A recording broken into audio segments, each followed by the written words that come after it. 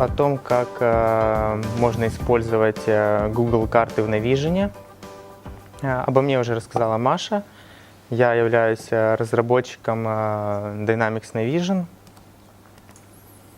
И сегодня я вам расскажу о двух методах, как можно использовать Google карты в Navision. Один метод будет динамический, другой будет статический.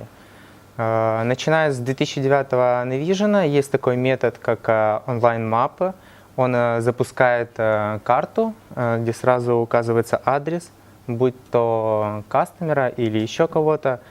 Но недостаток этого метода был в том, что он открывал Bing-карты, а не Google. То есть Bing это не очень удобно, потому что все привыкли именно к Google картам. Но начиная с 2016 Navision есть такая возможность именно подкрепить Google карты. И сейчас я продемонстрирую, как это сделать. Это очень легко. Так, для этого нам понадобится заранить 800-ю пейджу, добавить туда поля гугловские с map-сервисом, direction сервисом и direction from location сервисом. И, собственно, запустить и проверить это. Сейчас я подключусь к RDS и покажу это.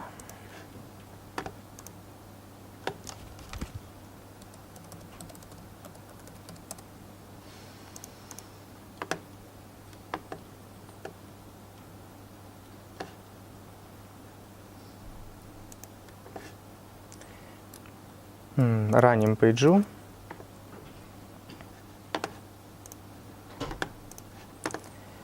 Выбираем параметр Setup, добавляем сюда поле с ссылками, которые я указал в презентации. Я это, естественно, уже сделал.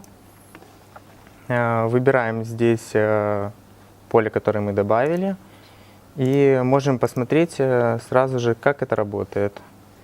Находим этот метод. В 2016 он называется не onlinemap, а showOnMap. Запускаем его. И у нас в браузере открывается Google карты с указанным адресом. Это удобно, когда надо быстренько посмотреть, где находится адрес. При этом мы можем использовать сразу же все настройки и функции Google.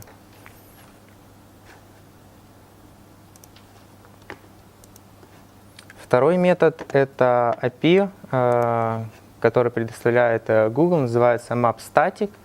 Это API, которая передает картинку карты с адресом, который мы указали, с помощью URL-ссылки. При этом он не подтягивает JavaScript, и не надо использовать какие-то динамические пейджи. То есть это можно использовать в любых приложениях, будь то веб, или еще какие-то, но в нашем случае это будет Navision. Это пример, что мы получаем. Мы отправляем на запрос вот эту вот ссылочку и получаем такую картинку. Как вы можете обратить внимание, на этой ссылке очень много параметров. Поначалу они кажутся странными, но на самом деле все просто. Пройдемся по параметрам. Вот видите, это начало URL, потом идут параметры, они разделяются амперсантами. Такие параметры, как центр и зум, собственно, это все понятно. Центр — это тот адрес или координаты, которые будут находиться именно в центре картинки. Зум — это масштаб. Size — это размер картинки. Scale — это возвращает количество пикселей, то есть мы можем указать, чтобы нам больше пришло пикселей, меньше. Соответственно, будет размер картинки отличаться. Формат, с этим тоже все понятно. Также есть такие параметры, как маркеры. Это, я думаю, все видели, да, кто пользовался Google картами, такие красные значочки. Они отмечают определенный адрес. Параметр PS указывает, точнее показывает расстояние между двумя координатами или адресами. Visible показывает, Visible мы задаем несколько адресов или координат, и все они будут изображены одновременно на картинке. То есть сразу два адреса будут отображаться. И такой параметр, как key, нам его предоставляет Google при регистрации аккаунта, и там надо пройти простую регистрацию, то есть кто захочет это сделать, это несложно. И это как ваш личный ID. Используя разные параметры в URL, мы можем достичь таких результатов, то есть и будет картинка как фото из космоса, и с расстоянием, и с маркером, и обычная гугловская карта. По вот этим вот ссылкам вы можете найти всю подробную информацию об этом методе, также зарегистрироваться в Гугле, чтобы его протестировать. Сейчас я продемонстрирую демо, что у меня получилось. Я сделал фактбокс.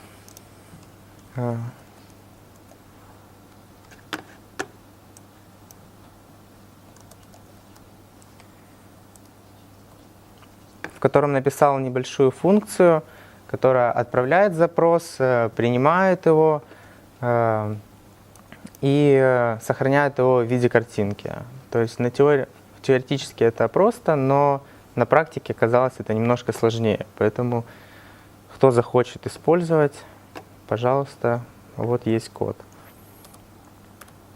Также я создал таблицу, в которой я как раз храню некоторые из ранее перечисленных параметров. То есть саму URL и такие параметры, как map-type, маркеры. Вот. В Page, в этом методе, который я только что показывал, я захардкодил выбор именно первого поля. Там было и второе, они немного отличаются, и сейчас я продемонстрирую разницу, как это выглядит именно на практике. У меня, по-моему, здесь уже запущен.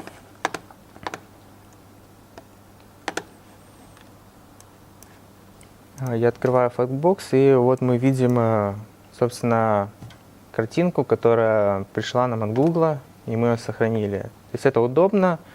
Это экономит трафик, потому что это не динамические. И сразу понятно, по какому адресу находится клиент. И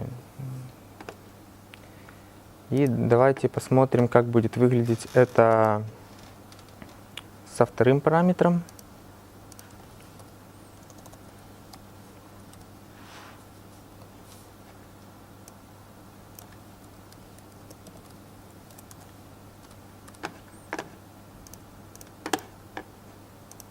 Нажимаем «Обновить».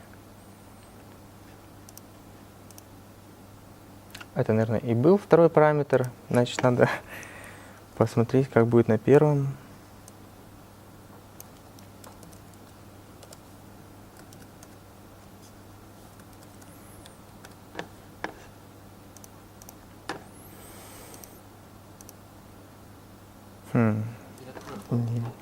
Да, наверное, таки сделаю. Так.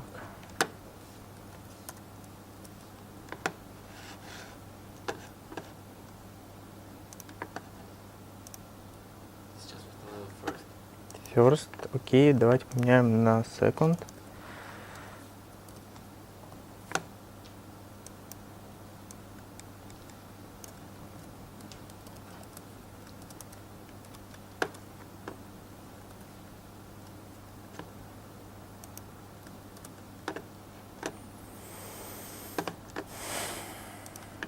Обновим, и картинка поменялась.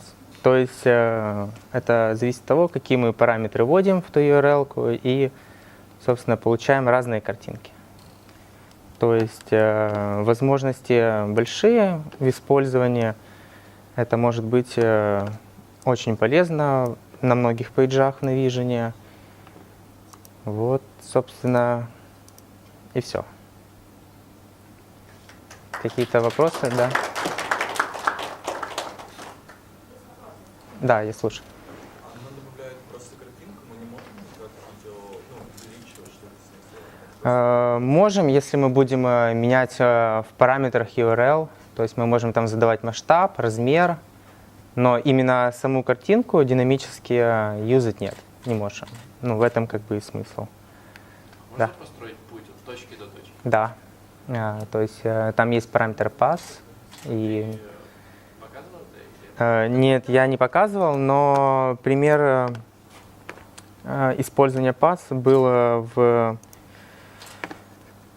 был у меня на одном слайде. Но это какой-то странный. Ну, это, наверное, просто прямой путь. Вот. То есть, расстояние. да, расстояние, наверное. А именно строить? Именно маршрут по- простроить? Ну да, маршрут построить. И выбрать тип транспорта. Такое смотрел? Такое, если честно, не смотрел, но я думаю, и раз это есть, ну, в обычных гугловских картах, то наверняка есть и вот, да, сказывают.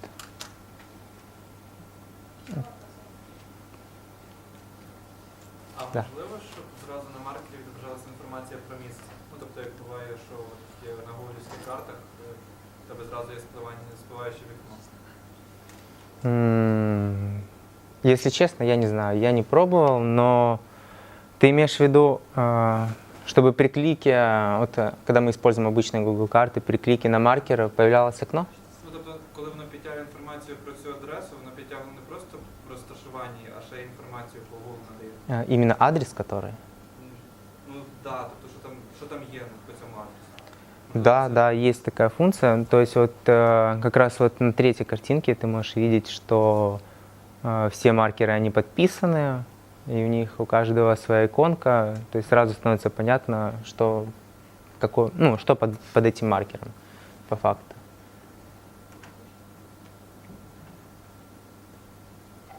Раніше ніхто не пользувався? Я думаю, люди пользуются им. Просто что в Navision, наверное, нет. Я, по крайней мере, не видел. Вот. Первую ссылку я видел, как пользуются, там, когда выстраивается, куда надо должен ехать мастер, чтобы делать какие-то работы, они вот такую ссылку дают, и он уже чуть ли не Ну, это да, это фича с 2009 Навика, поэтому я думаю, ей пользуются. Но вот именно вот этим статическим IP не пользуются. Но может, это зависит от того, что эта функция не бесплатная, то есть за 1000 запросов надо будет заплатить Google $2. Не все клиенты готовы на такие растраты, наверное.